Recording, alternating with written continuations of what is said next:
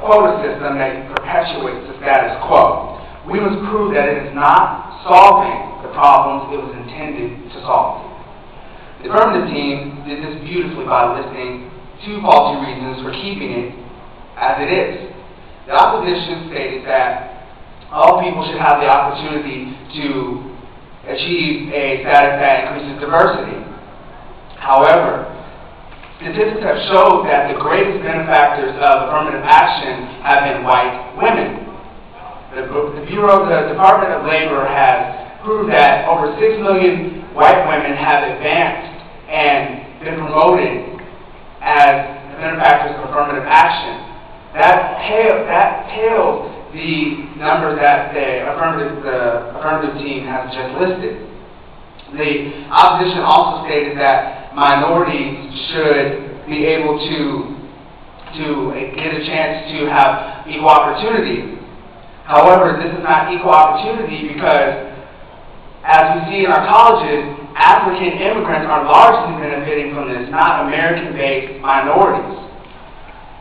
Now, we offer 3 reasons why affirmative action should not continue in our educational systems and arenas of employment.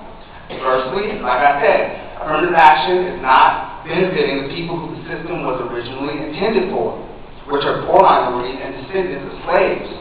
Instead, the African immigrants are benefiting in our educational systems. Various studies demonstrate this. Professor Henry Louis Gates of Harvard University reports that more than 2/3 of all Harvard's black students were either children or grandchildren of West Indians or Africans. He said very few of the Harvard black students were the descendants of American slaves. The Black Journal of Higher Education shows that 55.2% of black students at Ivy League colleges had college graduate fathers, and 57% had college graduate mothers. This is about triple the national average for every other normal, descendants of slaves, minorities. I offer myself and my teammate Michael Tubbs as examples of the lack of dramatic change in our pro-affirmative action universities. We are only 2 of the 431 first-generation college students that made it to Stanford University in the fall of 2008. That is not change. Shockingly, white women get the preferential treatment that the descendants of slaves should be getting.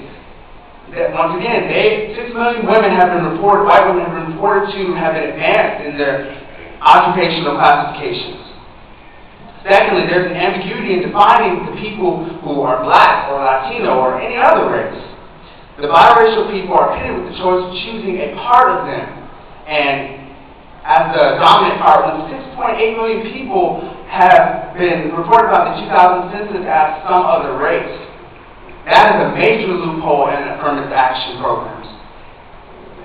Thirdly, and finally, the people of the United States do not want affirmative action as it currently is. Several initiatives and cases have taken place that show this discontent. In California, there was the Proposition 209 and the Bakke versus UC Regents case. In Washington, there was Initiative 200. In Michigan, there was the Civil Rights Initiative.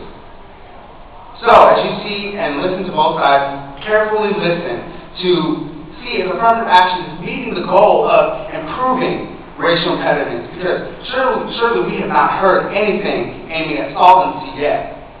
Judges, keep your standards high and vote for our side, because we want to see the real victims of discrimination rise.